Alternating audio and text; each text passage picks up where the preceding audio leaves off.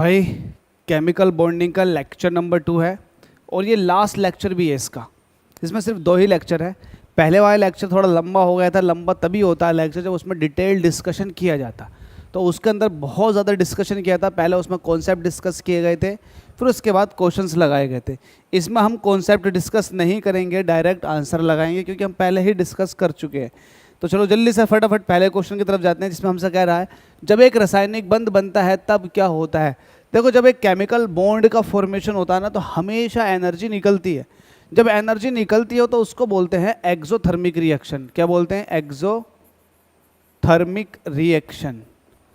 तो exothermic reaction का मतलब डेल्टा एच की वैल्यू क्या होती है? निगेटिव होती है। इसका मतलब ये है कि ऊर्जा निकलती है।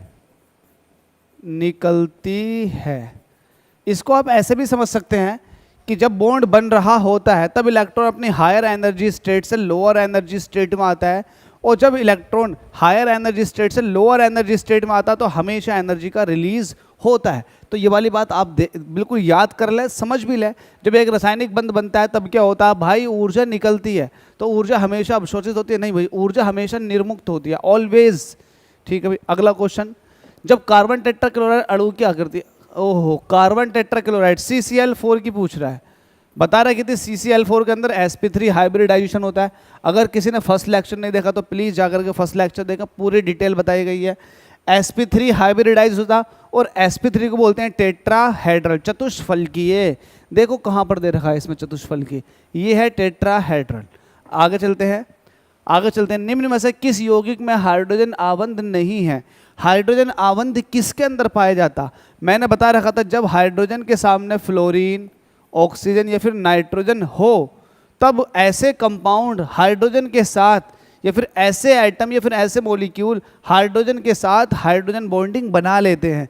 जब हाइड्रोजन के सामने फ्लोरीन एटम या फिर ऑक्सीजन एटम या नाइट्रोजन एटम हो तब भी हाइड्रोजन बॉन्डिंग का फॉर्मेशन हो जाता है। तो इसमें ऐसा कंपाउंड देखो जिसके अंदर हाइड्रोजन के साथ ऑक्सीजन या फ्लोरीन या फिर नाइट्रोजन नहीं है।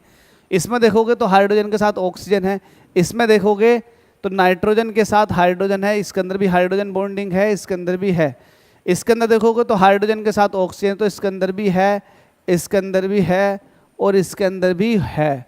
लेकिन इसके अंदर हाइड्रोजन के साथ कार्बन है तो इसके अंदर नहीं है, नो। तो फिलहाल क्वेश्चन का आंसर हमारा हो जाएगा ये वाला। Next question.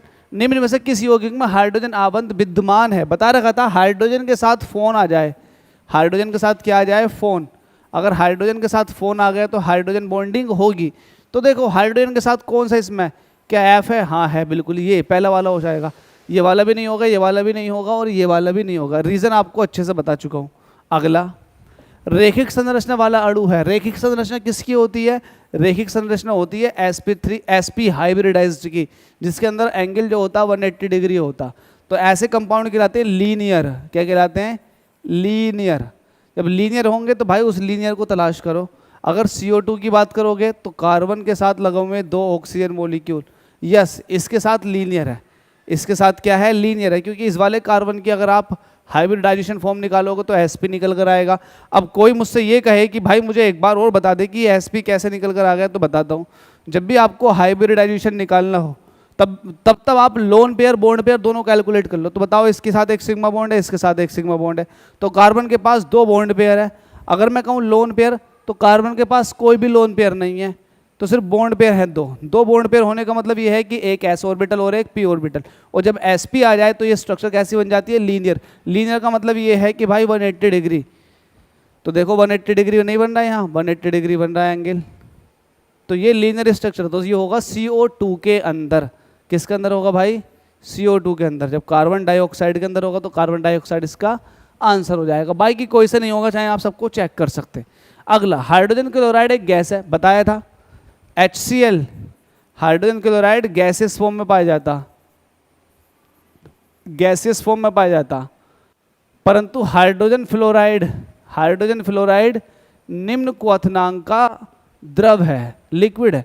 अब क्यों है? देखो HCl की अगर बात करो, वहीं HF की बात करो, मुझे पता है ये पूरे के पूरे एक फ्लोरीन, क्लोरीन, ब्रोमीन, आयोडीन, एसिटाइन, ये पूरे के पूरे हैलोजन ग्रुप की बात चल रही है।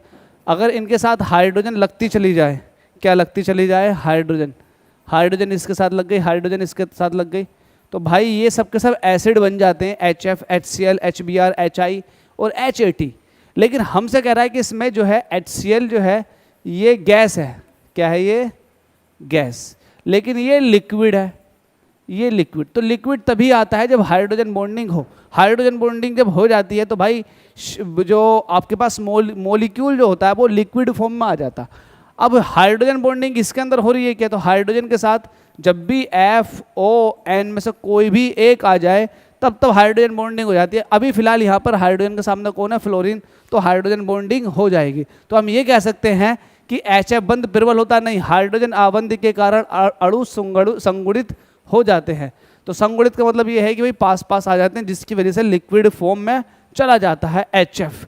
उस यौगिक को चिन्हित कीजिए जिसमें आयनिक सहसंयोजक तथा उप सहसंयोजक आबंध है। सिंपल सा कॉन्सेप्ट है, जब भी आपको आयनिक दिखे प्लस माइनस देखो, तो प्लस माइनस देखो। क्या वाटर के अंदर प्लस माइनस होता नहीं होता?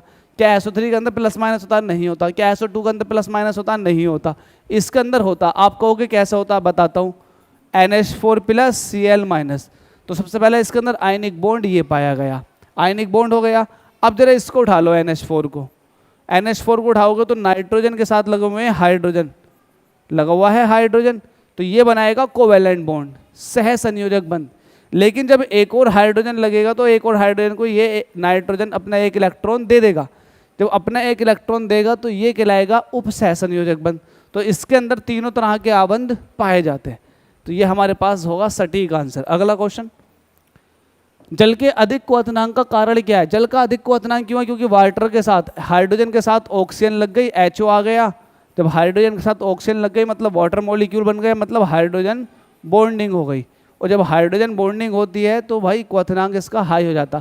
तो ये वाली बात कह सकते हो, इसकी विशिष्ट अधिक विशिष्ट ऊष्मा होती है, इसका अधिक हाइड्रोलैक्टिक स्थिरांक है, जल के अणुओं का कम वियोजन है, जल के अणुओं में हाइड्रोजन आबंध है। भाई हाइड्रोजन आबंध की वजह से ऐसा होता है, बता रखा था। ठीक है, अगला क्वेश्चन है, द्रवित सोडियम क्लोराइड विद्युत धारा का प्रवाह कर सकता है? बिल्कुल सही बात है। अगर आपसे ये कहूँ कि NaCl है, Na+Cl- और ये सॉलिड फॉर्म में है, तो सॉलिड फॉर्म में मुझे बताओ क्या ये कंडक्टिविटी शो करेगा? क्या सॉलिड सोडियम क्लोराइड अपने अंदर से करंट पास होने देता है? सवाल है मेरा जनता से। तो सवाल का जवाब ये है कि भाई सॉलिड स्टेट में ये कोई भी करंट पास नहीं होने देता। क्यों नहीं होने देता? क्योंकि सॉलिड स्टेट में सोडियम आयन, क्लोरीन आयन मुक्त नहीं होते, और जब मुक्त नहीं होंगे तो भाई करंट को भी ले जाने वाले यही है, जिसकी वजह से सॉलिड स्टेट में NaCl कोई करंट पास नहीं करता। लेकिन जब इसको लिक्विड में डाल दिया जाता है, कहाँ डाल दिया जाता है? लिक्विड में। तो लिक्विड में डालने की वजह से सोडियम प्लस अलग हो जाता है और Cl- अलग हो जाता। अब ये अपने आप में ये बन गए आयन, और ये आयन जो है अब कंडक्टिविटी शो करेंगे। तो हमसे ये कह रहा है द्रवित सोडियम क्लोराइड विद्युत धारा का प्रवाह कर सकता है, क्योंकि इसमें उपस्थित होते हैं मुक्त इलेक्ट्रॉन नहीं, मुक्त आयन। बिल्कुल सही, मुक्त आयन। अगला क्वेश्चन, इसके बाद 2 क्वेश्चन और है, चैप्टर खत्म। सहसंयोजी यौगिक का उदाहरण है। सहसंयोजी, ओहो, कोवेलेंट। जब मेटल के साथ नॉन मेटल लग जाती है तो भाई ये बनाता आयनिक बॉन्ड, ये तो होगा नहीं। जब बेरियम के साथ ऑक्सीजन लग गए तो भी आयनिक, क्योंकि मेटल नॉन मेटल है। अब देखो इसको, देखो कार्बन के साथ क्लोरीन लग गई, भाई ये जो होगा इसका सटीक आंसर है, क्योंकि इसी के अंदर कोवेलेंट बॉन्ड पाया जा रहा। स्ट्रक्चर बना कर देख लो आप चाहे, जब स्ट्रक्चर बना कर देखो तो आपको खुद ही तमीज़ हो जाएगी। सब के सब कोवेलेंट बॉन्ड के साथ जुड़े हुए हैं।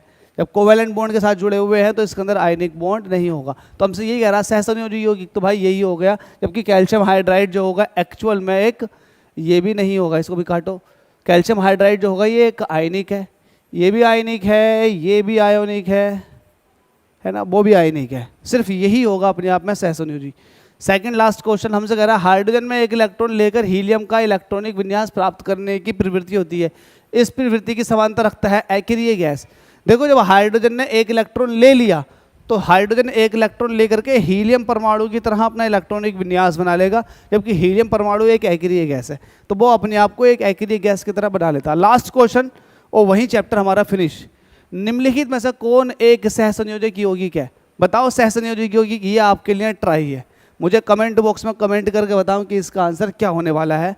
फिलहाल चैप्टर यही खत्म हो चुका है आपके पास, केमिकल बॉन्डिंग। उम्मीद करता हूँ कि आपने इसमें कुछ ना कुछ नया जरूर सीखा होगा। सीखा है तो भाई कमेंट बॉक्स में कमेंट कर दें कि हाँ हमने कुछ नया सीखा, और लाइक करें वीडियो को, ज़्यादा से ज़्यादा हो सके तो शेयर करें, और वीडियो देखने के लिए आपका बहुत बहुत धन्यवाद।